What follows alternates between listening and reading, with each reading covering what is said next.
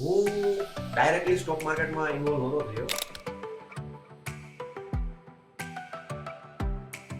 અત્યારે છે ને યુથમાં 3 ઇન્ડસ્ટ્રી બહુ ટોપ પર છે, બહુ ટ્રેન્ડિંગ છે. આઈટી, ડિજિટલ માર્કેટિંગ અને સ્ટોક માર્કેટ ટ્રેડિંગ. તો આના પર તમારું શું view છે? ડિજિટલ માર્કેટિંગ એનો છે જ તે, કેમ કે હવેનો જે યુગ છે એને ડિજિટલ માર્કેટિંગની જરૂર પડશે જ તે.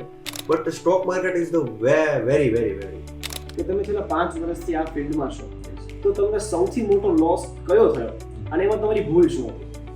મને સૌથી મોટો લોસ આજથી 3 વર્ષ પહેલા થયો હતો કે જ્યારે હજી હું માર્કેટમાં આવ્યો હતો ને મારે 1.5-2 વર્ષ થયા હતા માર્કેટિંગ. તમે જે ટીપની વાત કરી તો હું તમને પૂછું છું કે તમારો જે 5 વર્ષનો એક્સપિરિયન્સ છે એના હિસાબે તમે અત્યારના યુથને શું કઈ 3 ટીપ આપશો?